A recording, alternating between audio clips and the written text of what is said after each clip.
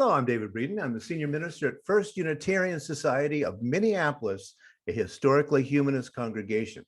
This is Coffee and Wisdom summer style when we're live on Tuesdays and Thursdays at 9 a.m. Central Time. Last week, I was talking about yes way, no way, and that is the ideas of how ideas and images and philosophy comes together. This week, I want to continue thinking about that. How do we express ourselves in such a way that we can be understood, which is kind of probably one of the central problems with religion. This week, I want to talk about practical philosophy, because that's really how philosophy began. It wasn't an academic thing to do in the ivory tower. Rather, it was something to change your life. The way Aristotle laid it out was in three Greek words that you can pretty quickly see come pretty well straight into English. The first is Theoria. That would be theory. That would be thinking about the abstract things. Then there would be praxis, working on it, practicing it, and poesis, which is a little bit different, but it is where we get the term poem and poet, and it's about making. So it's how you go about doing this thing. So you do it, and then you create a way of or a habit of doing it. And that really is the basic idea of Greek and Roman philosophy, that you have to practice this. This is not something that you achieve. And that's really the difference between the old Stoic and Epicurean philosophies and Christianity as it developed, in which they really dropped the idea of practice eventually, in the way certainly that the Greeks and the Romans had practiced this in praxis and poesis. Well, so what we're talking about here is the school of practical philosophy. That is how you actually do something in your life instead of being out there reading books and just thinking about it. Last week, one of the ways I was discussing this is with a very famous book at this point, New York Times bestseller, The Four Agreements, a Toltec wisdom book by Don Miguel Ruiz, A Practical Guide to Personal Freedom. And in the Four Agreements, as we went through last week, Agreement 1 is be impeccable with your word. Agreement 2 is don't take anything personally. Agreement 3, don't make assumptions. And Agreement 4, always do your best. These are the things that you practice every day according to this idea. And as I pointed out last week, these have a lot to do with other practical philosophical traditions, such as Stoicism, Epicureanism, and also Buddhism and Taoism. So as I was saying last week, these are so-called beautiful life philosophies in that they're not worried about what comes after death. That's the end of things, but we have to figure out a way to live happily in this world and to make the world better for other living things. One of the earliest books to use the practical philosophical tradition from the ancient world and bring it into the contemporary world was a book called The Art of Living, the Classical Manual on Virtue, Happiness, and Effectiveness, that by Epictetus. And at the bottom, you see a new interpretation by Sharon LaBelle. Now, this book, too, became a New York Times best-selling book. There are book clubs, there are groups around this book. What Sharon LaBelle did, and this was published in 1995, well ahead of the contemporary Stoicism movement into Neo-Stoicism, she did adapt Epictetus's famous writings, which of course inspired Marcus Aurelius and the later Stoics. And she was very open about that. She doesn't call it a translation, it is an interpretation. Also, we do need to note that there are women in Neo-Stoicism. Last week, there was an international conference online of women Stoics specifically. Yes, in the ancient world, women didn't get to write much and didn't get to talk much, but in the contemporary world, the Stoicism is quickly being adapted for women's issues. And Again, Sharon LaBelle still travels. She's also a musician, and she goes around talking about these issues. She has this to say: philosophy's purpose is to illuminate the ways our soul has been infected by unsound beliefs, untrained, tumultuous desires, and dubious life choices and preferences that are unworthy of us. Scrutiny, applied with kindness is the main antidote. This is her talking in an interview. So to illuminate the ways our soul has been infected by unsound beliefs, to look at your belief system and how those sometimes come in as unpracticed and really kind of unconsidered beliefs, untrained, tumultuous desires.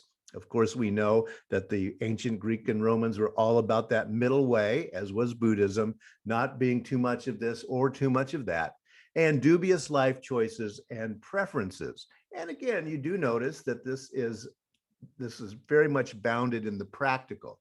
It's not very abstract. It's not talking about what is truth or what is beauty, but rather how do we get through our day with practical exercises.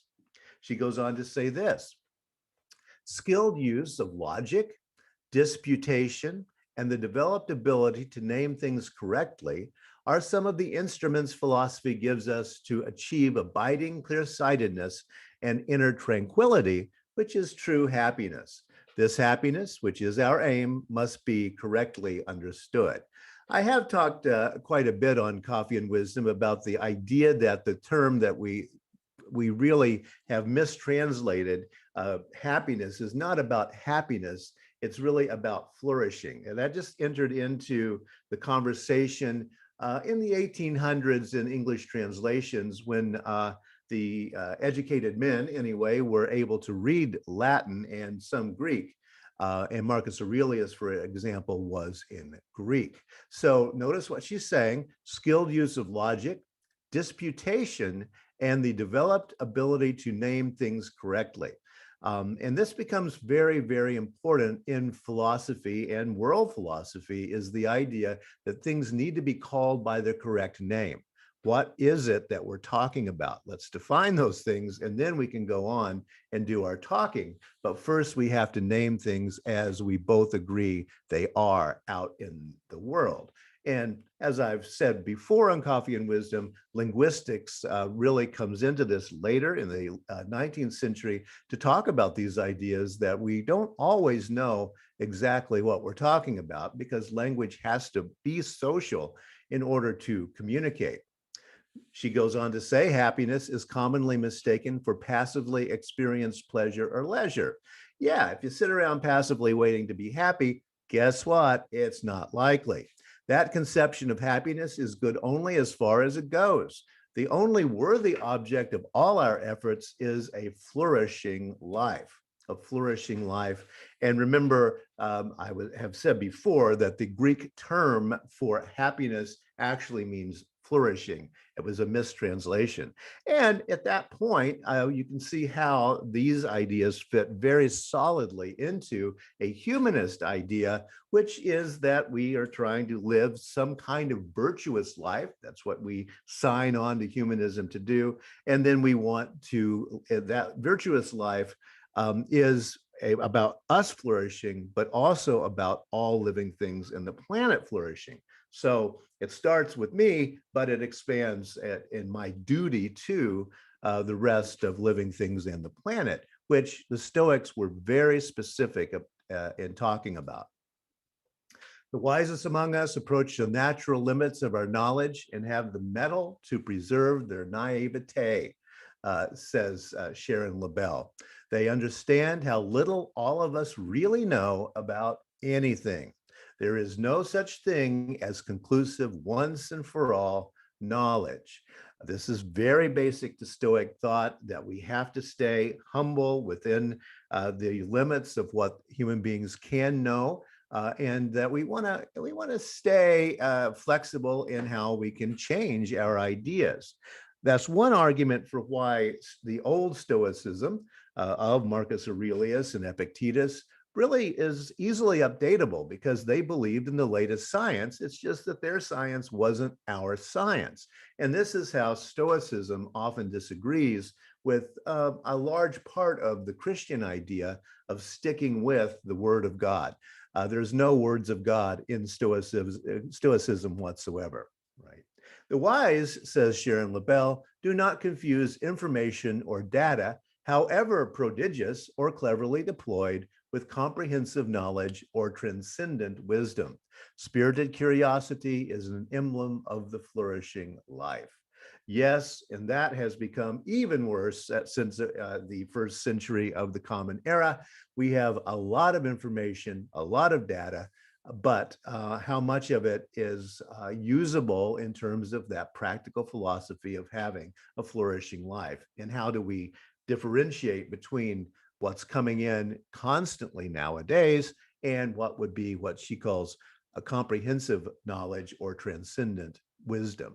And that is going to be an eternal question, and it just gets more complex as time goes on.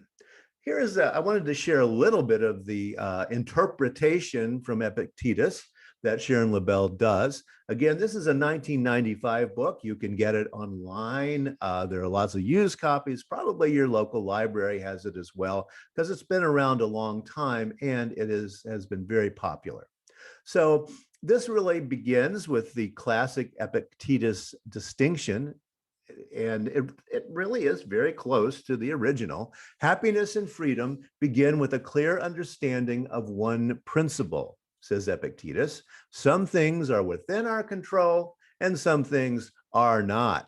It is only after you have faced up to this fundamental rule and learned to distinguish between what you can and can't control that inner tranquility and outer effectiveness become possible. And that's what Stoicism is all about, is inner tranquility and outer effectiveness. So the Stoics were very much about being social animals in a society in which they were doing good. So that's basic Epictetus. You got to know what you can affect and what you can't affect. Within our control, and again, this is her interpretation of Epictetus, within our control are our own opinions, aspirations, desires, and the things that repel us. These areas are quite rightly our concern because they are directly subject to our influence. Do notice that Epictetus and Sharon Labelle make a distinction, because the ancient Epicurean distinction is that we like what we like and we hate what we hate, and we always want to avoid what we hate and get what we like. So that's why it's phrased in that way. She says we always have a choice about the contents and character of our inner lives. That's straight from Epictetus. A reminder that Epictetus was a Roman slave. He was probably born into slavery, probably had one of his legs broken for being a disobedient slave, and was brought to Rome, where he was a philosophical teacher. He was eventually freed, as many slaves were in the Roman era, because he was such a brilliant philosopher. And indeed, this Roman slave becomes the main influence on Marcus Aurelius, the emperor of Rome, in the next generation. Now, again, Epictetus, outside our control, however, are such things as what kind of body we have, whether we're born into wealth or strike it rich, how we are regarded by others, and our status in society. We must remember that those things are externals and are therefore not our concern. Now, remember those four agreements from the Toltecs, and that goes right back to that. Don't assume what others are thinking. It's not about you. Epictetus, trying to control or to change what we can't, only results in torment. Can't change the weather. All you can do is adapt to it. And that's one place to start. And there are lots of things that actually we don't have as much control over as probably we would like, but that's what builds torment. Remember, says Epictetus, the things within our power are naturally at our disposal, free from any restraint or hindrance, but those things outside our power are weak dependent, or determined by the whims and actions of others. You don't want to get attached to an outcome when the whims and actions of others can affect those. That's going to make you a tormented, unhappy person, according to Epictetus. Right. Remember, too, that if you think you have free reign over things that are naturally beyond your control, or if you attempt to adopt the affairs of others as your own, your pursuits will be thwarted and you will become a frustrated, anxious, and fault-finding person. No, you can't run the business of other people, says Sharon LaBelle, and that's her Art of Living, an adaptation from Epictetus, and you can find that at your local bookstore. Again, this goes back to the Greek idea that we have the theory, the abstract theory, then we are going to figure out a way to put this into action, and then we will have an outcome, a poiesis that we create, which will be a flourishing life, because that's what the Stoics are actually trying to do. There are actually a lot of women nowadays in the world of Stoicism. Another one that's come out fairly recently, Stoic Wisdom, Ancient Lessons for Modern Resilience by Nancy Sherman. She is a classics scholar, unlike LaBelle. So this one is a little more, a little closer to the actual words. But again, the Stoics, I think, would not require us to do that because they were about practical philosophy, not about being correctly academic. Well, that's all for today. On Thursday, I do want to look at the Buddhist idea of choosing the right word and doing the right action. It's called the Eightfold Path, and that's where that little wheel that you see in Buddhism comes from. It has 8 spokes to it, the Eightfold Path, but it does have to do exactly with what LaBelle was talking about from Epictetus today. Thanks a lot for listening. I'll be back on Thursday. And our monthly theme for June is play. At First Unitarian Society, we will be talking this month about aspects of play, the rules of the game, how to play a game, and what does that really tell us about human nature? Thanks a lot, and I'll see you on Thursday.